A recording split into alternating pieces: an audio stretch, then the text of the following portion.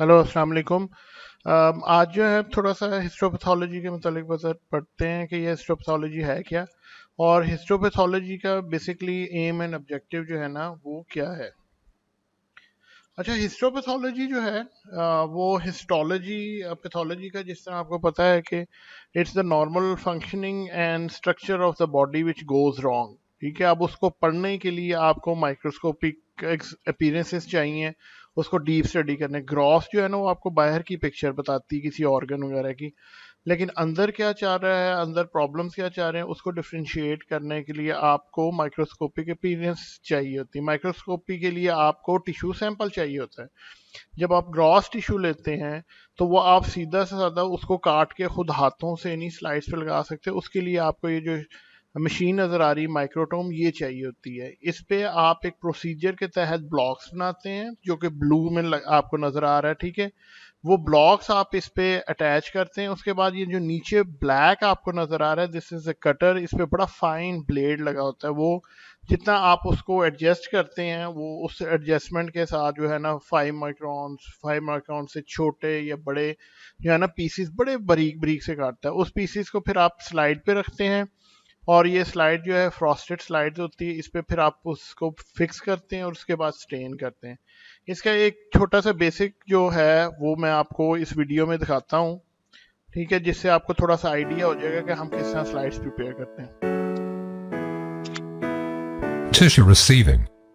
Tissue specimens received in the surgical pathology laboratory contains specimen details and patient information. The samples are received fresh or in liquid preservatives such as formalin. Grossing. Grossing is the process in which pathology specimens are examined and trimmed to proper size, and best part is selected for further microscopic examination to obtain diagnostic information. The tissue is now placed in small plastic cassettes that hold the tissue in and allow fluids pass through the slits to bathe the tissue. Tissue fixation and processing. An essential part of all histological and cytological techniques is preservation of cells and tissues as they naturally occur. Hence the objective of tissue processing is to stabilize the tissues or cells and preserve their morphological, anatomical and biochemical characteristics for accurate diagnosis. To accomplish this, tissue blocks, sections or smears are usually immersed in a fixative solutions. Most commonly used fixative is 10% neutral buffered formalin. Dehydration. Water is present in tissues in free and bound forms. Tissues are processed to the embedding medium by removing the free water.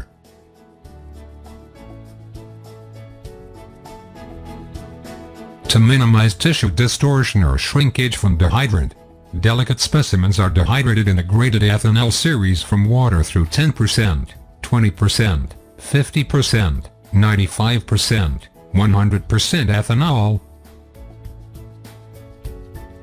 Clearing. Since alcohol and paraffin are not miscible, alcohol must be replaced with an organic solvent that is miscible with both alcohol and paraffin.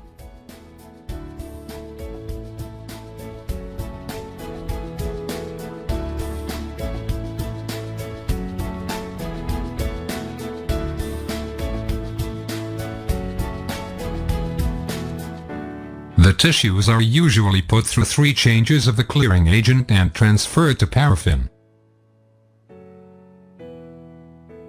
Paraffin embedding. Tissues from the processor are in molten paraffin and are still in the cassettes, then transferred manually into the embedding molds.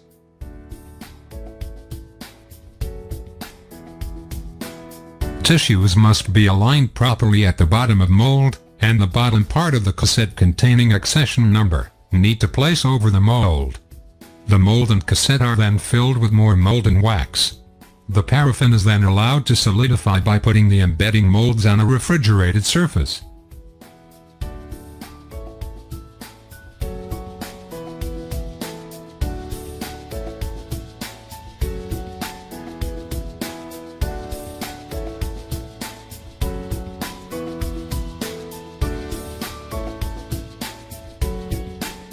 Once the paraffin is solid, the entire block with the cassette is popped out of the mold, and the block is ready for thin sectioning using microtome.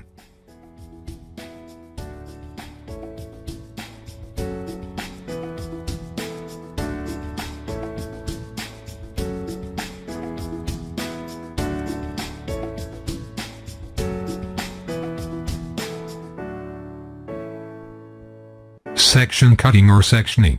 Once the paraffin has solidified, the tissue block is removed from the mold and placed on microtome. In microtome, due to friction between the knife and paraffin block, enough heat is generated with the cutting action, allows the tissue section to adhere with each new section and forms a ribbon of sections.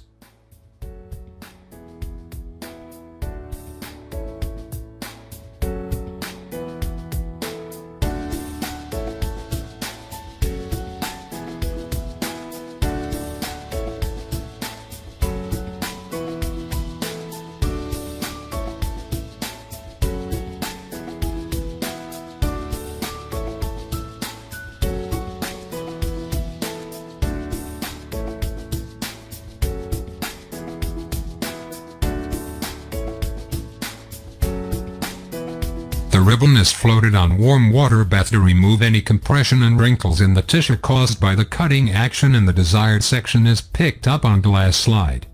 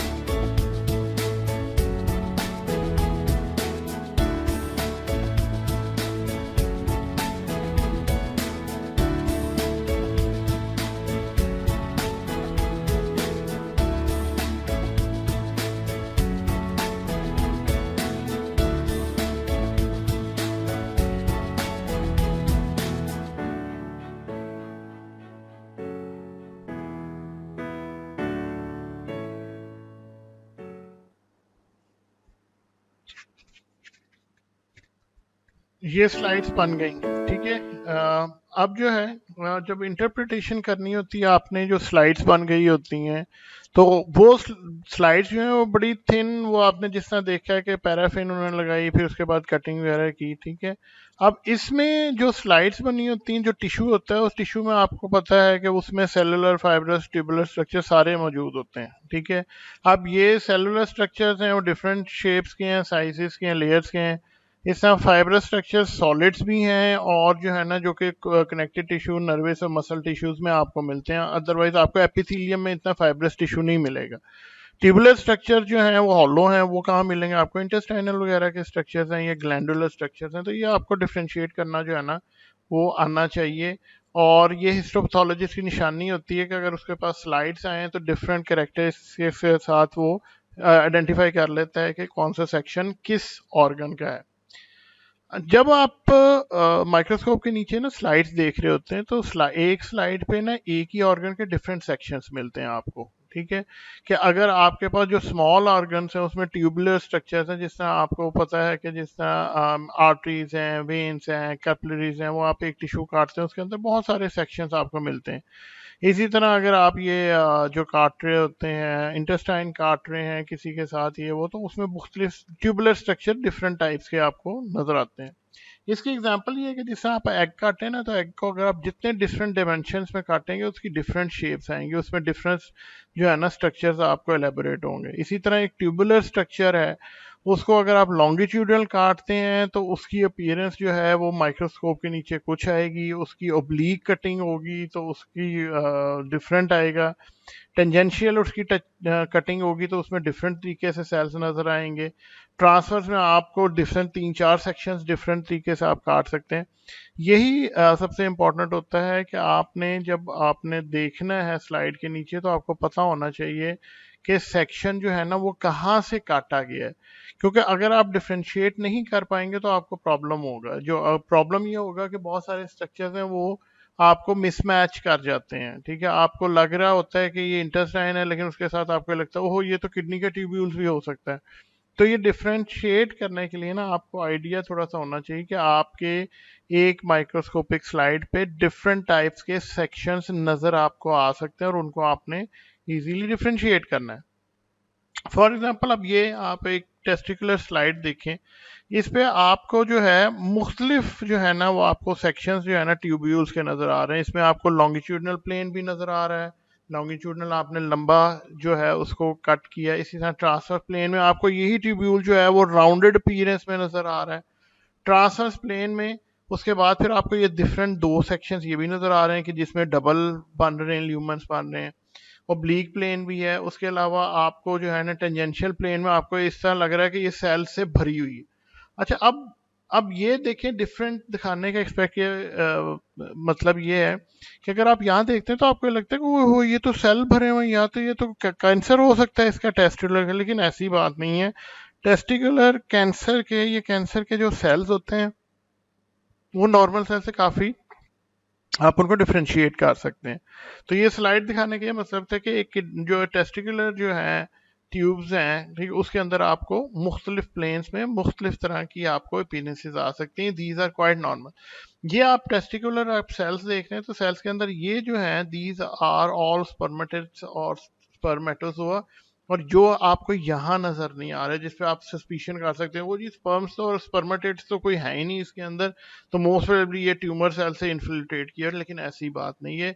लिहाजा जब आप pathology किसी organ की देखना चाहते हैं तो उस पैथोलॉजी में देखने से पहले आपको नॉर्मल हिस्टोलॉजिकल अपीयरेंस का जो है ना वो आइडिया होना चाहिए। अच्छा, इसमें यह है कि जब आप स्लाइड्स को प्रिपेयर करते हैं, not everything is visible on simple hematoxylin eosin. Eosin और हेमाटोक्सिलिन स्टेन के अलावा बहुत सारे और स्टेन्स हैं। हेमाटोक्सिलिन स्टेन्स जो हैं और ईओसिन स्टेन्स हैं, अगर ये आप देखेंगे तो न्यूक्लियस ब्लू स्टेन होता है, साइटोप्लाज्म पिंक स्टेन होता है, कोलेजन फाइबर जो हैं वो फाइबर की शरह के नजर आएंगे, वो भी आपको पिंक स्टेन लगते हैं, मसल स्टेन पिंक्स। अच्छा, मैसन ट्राइकोम स्टेन है, इसकी अपनी कैरेक्टरिस्टिक्स हैं। वेयरहाउस स्टेन है, इलास्टिक टिश्यूज के लिए स्पेशली यूज किया जाता है वो, और है लिपिड्स वगैरह के देखने के लिए आप ऑस्मिक स्टेन या ऑस्मियम टेट्रोक्साइड स्टेन यूज करते हैं। पियोडिक एसिड्स के रिएक्शन जो है वो आपको देखना होता है आमतौर पे किडनी के ट्यूब्यूल्स पे और ब्रश बॉर्डर्स पे कि वो पॉजिटिव है या नेगेटिव है। इसी तरह मेलरी एजेन स्टेन है, कैजल्स एंड डेलरियो ऑटेगस मेथड्स हैं, ये डिफरेंट मेथड्स हैं। राइट्स जेम्सा स्टेन बहुत मशहूर है, ठीक है, एरिथ्रोसाइट लिम्फोसाइट्स वगैरह को स्टेन करने के लिए। ये मुख्तलिफ स्टेन्स जो है ना मुख्तलिफ कंडीशन में स्पेसिफिकली जो है ना यूज करते हैं। It all depends upon the expertise of the pathologist या हिस्टोपैथोलॉजी से वो क्या स्टेन ऑर्डर करता है। कि अगर जब आप हिस्टोपैथोलॉजी का सैंपल ऑपरेशन के बाद या अपेंडिक्स का भेज रहे होते हैं, इंटेस्टाइन का भेज रहे होते हैं, लिवर का भेज रहे हैं, मतलब यू नेम द ऑर्गन आप सेंड करते हैं, उसके बाद पैथोलॉजिस्ट को थोड़ी सी हिस्ट्री लिख के भेजना उस सर्जन का या उस डर्माटोलॉजिस्ट का या उस मेडिसिन वाले का जिसने गैस्ट्रोइंटेस्टाइनल एंडोस्कोपी या क्लोनोस्कोपी की वहां से सैंपल लिया, तो वो थोड़ी सी मरीज की हिस्ट्री जरूर लिखता है कि जी ये इस तरह प्रेजेंट किया था और मैंने जो है ना जब मैंने एवेल्युएट किया, जब मैंने सर्जरी की है या मैंने एंडोस्कोपी वगैरह की तो मुझे ये फाइंडिंग्स नजर आई। तो उस हिस्ट्री पे फिर पैथोलॉजिस्ट उसी तरह एवेल्युएट करता है और फिर वो स्टेन्स ऑर्डर करता है, हाँ जी ये वाला स्टेन जो है ना आपको करवाना है। अच्छा, एक और वीडियो जो है वो मैं आपको दिखाता हूँ, ठीक है, और ये वीडियो भी जो है ना ये आपको थोड़ा सा ना हिस्टोपैथोलॉजी से रिलेटेड ना थोड़ा सा और एलैबोरेट करेगी चीज। Hello everyone, my name is Ksenia and I'm an application specialist in Biovitrum company. We continue our videos about histological studies. After processing, embedding and sectioning, we have to stain the tissue to observe its structure using light microscopy. One of the most popular and principal stains in histology is hematoxylin and eosin stain. It gives us an overview of the tissue and its structure. Hematoxylin binds with basophilic components of the tissue, for example DNA and RNA, so we can observe nuclei stained in blue or purple color. Eosin binds with acidophilic substances, such as positively charged amino acid side chains, so as a result the cytoplasm is pink or orange. All the samples in laboratory are stained with this method. There are several different types of hematoxylins and eosins, and they can give us different results. The result of the staining can vary depending on many factors, including quality of solutions, type of tissue, protocols of the prior steps, and even quality, salinity, and pH of water used in the lab. That's why there is no universal protocol which can be used everywhere. The protocol should be validated according to your specific conditions. Moreover, different pathologists have different preferences, and the results of the staining should satisfy them. Today we will stain slides with different types of hematoxylins and eosins and different time of exposition, and then we will compare the results. The first step is dewaxing in xylene solution 3 times for 3-4 minutes. Then rehydration in alcohol solution. We use isopropanol. Ethanol can also be used.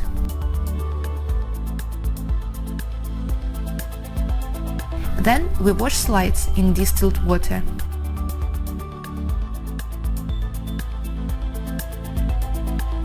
After that, we stain slides with hematoxylin. We use Myers hematoxylin, and the exposition is 5, 8 and 10 minutes respectively. Then we wash slides in tapped water. At the next stage, we stain slides with eosin. We use an eosin aqueous solution and keeping preparations for 3 and 5 minutes respectively. In eosin alcoholic solution, the staining lasts for 30, 60 and 90 seconds. After that, we wash slides, dehydrate in alcohol, clear in xylene and cover slip using embedding medium. Now they can be studied under the microscope. So now you can see that the result can be different according to reagents you use and the time of exposition in every solution. Try to conduct the same experiment in your lab and you will be able to find the perfect staining process.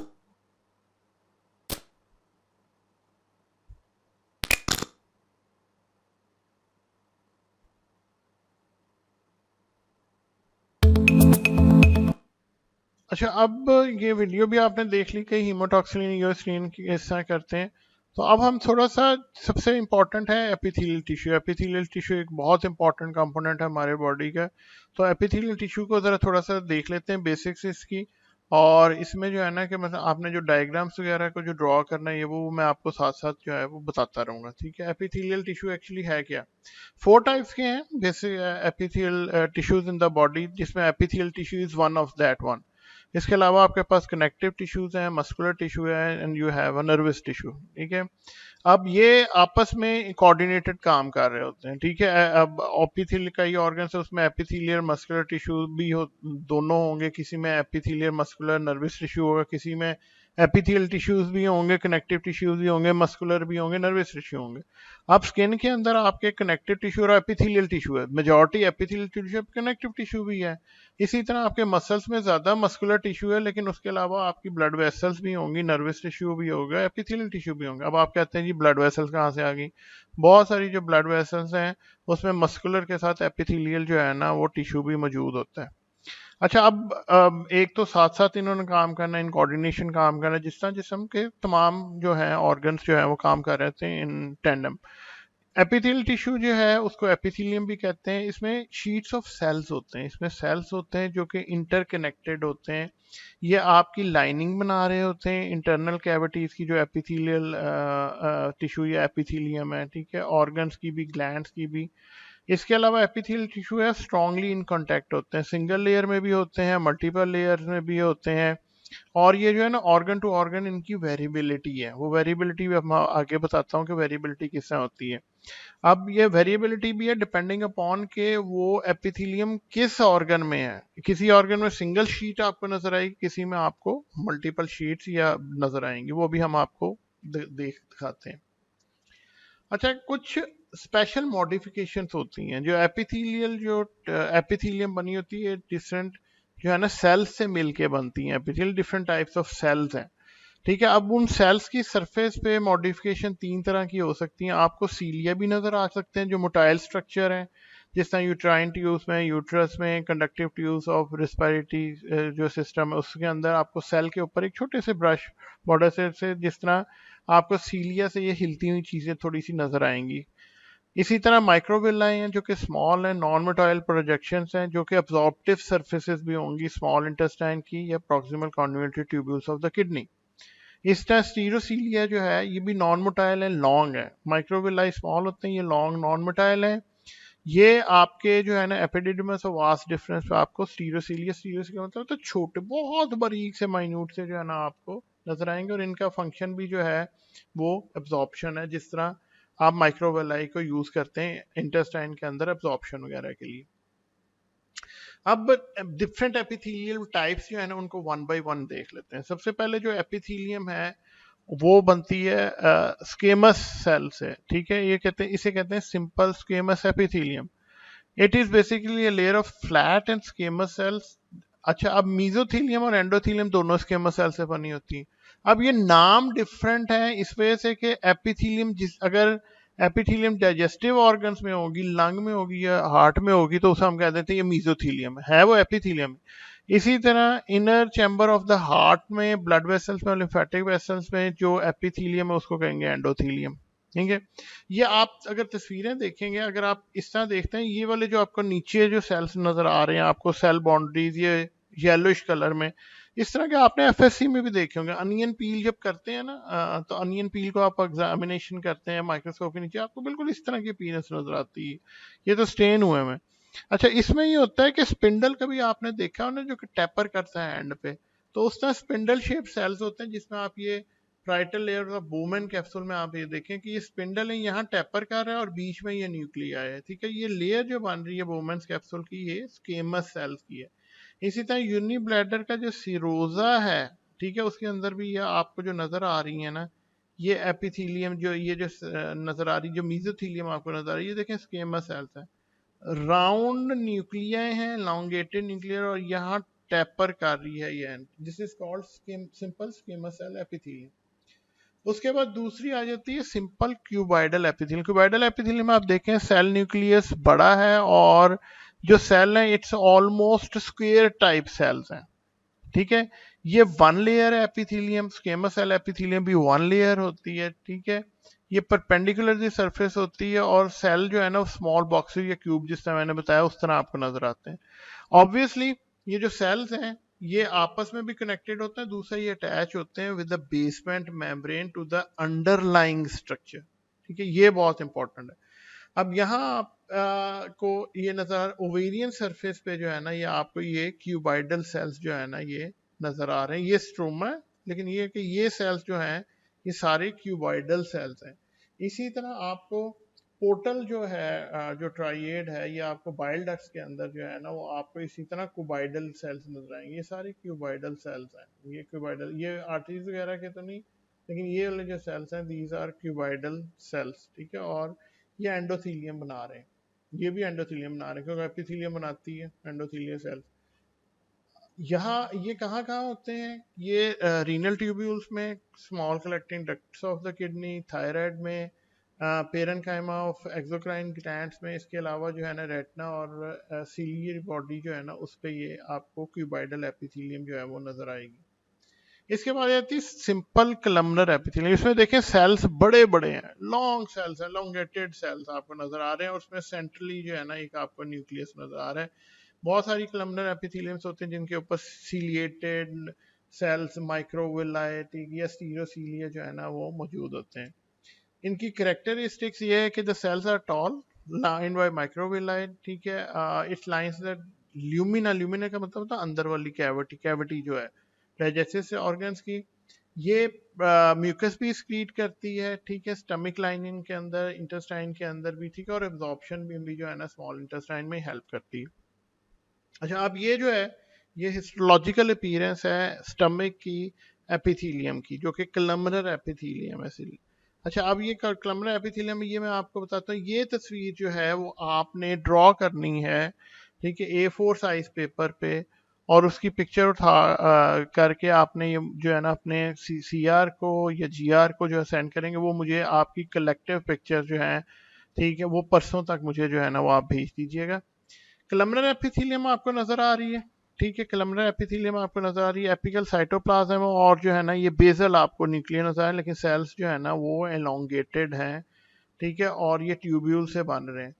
इसके अलावा आपको ये जो line सी नजर आ रही है जिसके ऊपर सेल रिजाइड कर रहे हैं, दिस इज बेसमेंट मेम्ब्रेन, उसके नीचे ये कनेक्टिव टिश्यू है जो आपको फाइबर्स नजर आ रहे हैं, ठीक है, लेमिना प्रोप्रिया इसे कहा जाता है। इसमें भी डिफरेंट सेल्स जो है ना वो होते हैं, जो खासतौर पे फाइब्रोब्लास्ट आपको नजर आएंगे, फाइब्रोब्लास्ट जो ये लेमिना फाइबर्स जो है ना इसको सीड करते हैं। ब्लड वेसल्स नजर आ रही हैं, ब्लड वेसल्स जो है ये मोस्ट प्रोबेबली जो है ना ये वेन्स हैं, ये कैपिलरी है, स्मॉल कैपिलरी है, उसके अंदर ये आपको रेड ब्लड सेल्स नजर आ रहे हैं, ठीक है। ये जो है गैस्ट्रिक पिट्स हैं, ये आपको ये क्या हुआ और ये क्या हुआ, ये वही हुई चीज जो मैंने आपको पहले बताई थी कि डिफरेंट सेक्शंस आ रहे हैं, ठीक है, स्टमक के डिफरेंट सेक्शन आ रहे हैं उसमें। इसी तरह ये आपको गैस्ट्रिक जो पिट्स नजर आ रहे हैं वो यहाँ आपको राउंड अपीयरेंस में नजर आ रहे हैं। ये लॉन्गिट्यूडनल कट किया हुआ है, ये उन्होंने ट्रांसवर्स कटिंग की हुई है, हो गई है खुद उन्होंने। और ये जो है ना बेसमेंट मेम्ब्रेन टेम्परेरी फोल्ड्स आपको नजर आ रहे हैं। तो these are all the things which are present in simple columnar epithelium, but this is the picture of the surface of stomach को आपको ये नजर आएगी इस तरह अपीयरेंस। इसी तरह आप स्मॉल इंटेस्टाइन में देखेंगे तो स्मॉल इंटेस्टाइन में आपको ये छोटे छोटे, अगर आप इसको जूम करके पिक्चर को देखेंगे ना तो ये आपको ये स्मॉल जो है ना स्ट्राइएटेड बॉर्डर्स है, स्ट्राइएशंस, ये विलाएं हैं।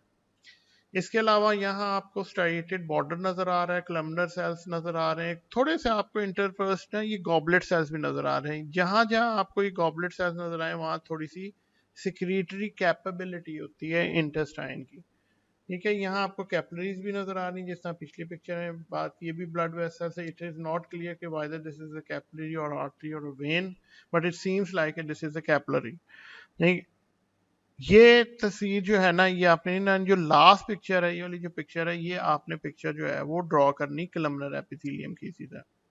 उसके बाद आ जाता है हमारे पास सूडो स्ट्रेटिफाइड कलमनर एपिथेलियम, ठीक है। All cells reach basement membrane, not all reach the surface. Basement membrane के साथ सारे अटैच होते हैं, ठीक है, वो लॉन्गेटेड, उसके साथ ही एक एक सेल होगा, डिफरेंट सेल नहीं होंगे, ठीक है। सीलिएटेड सेल्स हैं, म्यूकस सीक्रेटिंग गॉबलेट सेल्स भी इनके दरमियान जो है ना सूडो स्ट्रेटिफाइड कलमनर एपिथेलियम के आपको नजर आएगी। इसमें सीलिया, स्टीरोसीलिया भी नजर आएंगे।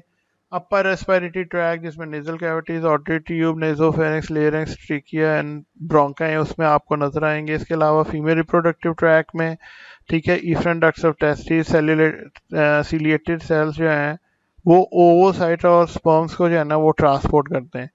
इसी तरह आपको एपिडिडमस में या वास डिफरेंस में जो लाइनिंग आपको नजर आएगी वो सूडो स्ट्रेटिफाइड कलमनर होगी। सूडो स्ट्रेटिफाइड का मतलब होता है आपको स्ट्रेटिफाइड, ऐसा लग रहा है कि डिफरेंट डिफरेंट सेल्स हैं, but these are all one cells, ठीक है। कुछ बेसमेंट मेम्ब्रेन को सारे टच करते हैं, लेकिन कुछ के न्यूक्लियस बेसमेंट मेम्ब्रेन तक होते हैं, और इनमें से कुछ जो है वो यहाँ ही खत्म हो जाएंगे लोअर लेवल पर, कुछ जो है ना वो इतने एलोंगेटेड होंगे, बड़े होंगे कद में, कि वो ऊपर सरफेस तक चले जाते हैं। यहाँ भी आपको सूडो स्ट्रेटिफाइड एपिथेलियम नजर आ रही है, रेस्पिरेटरी पैसेजेस की, ट्रेकिया वगैरह की, ये जरा ज्यादा पिक्चर क्लियर है। इसमें आपको सीलिया नजर आ रहे हैं, you have a lymphocytes, you have goblet cells, ठीक है। बेसमेंट मेम्ब्रेन कनेक्टिव टिश्यू है जिसमें फाइब्रोसिस आपको नजर आ रहे हैं, फाइब्रोब्लास्ट जिनको कहा जाता है, ठीक है, जो मेच्योर फॉर्म्स हैं। इसके अलावा कोलेजन फाइबर्स, ये आपको म्यूकस ग्लैंड्स और सीरस ग्लैंड्स है ना डिफरेंट नजर आ रहे हैं। ये हम आगे जाके डिफरेंशिएट करेंगे जब हम ग्लैंडुलर स्ट्रक्चर पढ़ेंगे कि आपने म्यूकस और सीरस और म्यूकोसीरस जो है ना ग्लैंड्स, उनको डिफरेंशिएट कितना करना, वो आपको किस तरह नजर आएंगे। ठीक है, तो ये आपने जब ड्रॉ करनी है पिक्चर, ये दूसरी पिक्चर है जो आपने ड्रॉ करनी है। कलमनर एपिथेलियम की जो मैंने आपको बताया, this is the second picture you have to draw. और जब आप ड्रॉ करेंगे तो लेबल इट प्रॉपरली, ठीक है। और जो आपका A4 साइज होगा, at the top you have to mention your name and your roll number and your section also. अच्छा, कुछ फंक्शनल कोरिलेशन हैं इसकी एपिथेलियम की सीलिया एंड ये क्यों जरूरी होते हैं? Respiratory passages, trachea and bronchi, उसमें सूडो स्ट्रेटिफाइड एपिथेलियम भी होती है, उसमें गॉबलेट सेल्स भी हैं, ठीक है। सीलिएटेड सेल्स जो है ना, वो इंस्पायर्ड एयर को क्लीन करने के लिए और म्यूकस को ट्रांसपोर्ट करने के लिए यूज होते हैं। वो जिस तरह चलते रहेंगे, म्यूकस की वजह से क्लियरेंस होती रहती है स्मोक और ये बाकी चीज़ों। और ये जो सीलिएटेड है यूट्राइन ट्यूब्स में, उसमें एग की ट्रांसपोर्ट के लिए एफरन डक्ट्स और टेस्टिस के अंदर या एपिडिडिमस वास डिफरेंस के अंदर स्पर्म को ट्रांसपोर्ट करने के लिए आउटसाइड एजैकुलेटरी डक्ट्स में ले जाने के लिए ये सीलिया जो है ये मूवमेंट्स का काम करते हैं। और मूवमेंट जब होती है, ये मूवमेंट जो है ना वो म्यूकस को इवनली स्प्रेड करती है। दूसरा, अगर उसके अंदर स्मोक या कोई रिस्पायरेटरी पैथोजन आता है, उसको इंट्रैप करके बाहर आपको स्पूटम की शक्ल में निकालने में, तो ये बहुत इंपॉर्टेंट है। स्मोकर्स में आमतौर पर ये होता है कि ये सीलिएटेड एपिथेलियम है, कलमनर एपिथेलियम या सूडोस्ट्रेटिफाइड एपिथेलियम रहती है, सीलिया डिस्ट्रॉय होती है, जिसकी वजह से उनके जो है ना स्मोक जो है ना वो अंदर रहने लग जाता है, और वो जो है ना उनको डिफरेंट टाइप्स की इन्फेक्शन वगैरह होती हैं। और ये बड़ा काम है कि उनको क्रॉनिक ब्रोंकाइटिस हो जाता है या ब्रोंकिएक्टिसिस हो जाता है, उसकी वजह से डिस्ट्रक्शन होती है। उसमें सबसे इंपॉर्टेंट रोल है कि सीलिया डिस्ट्रॉय हो जाते हैं। उसके बाद एक और टाइप है जिसको हम कहते हैं transitional epithelium, transitory condition phase में मिलती है। ये आपको renal calyces, renal pelvis, ureters, bladders में मिलेगी।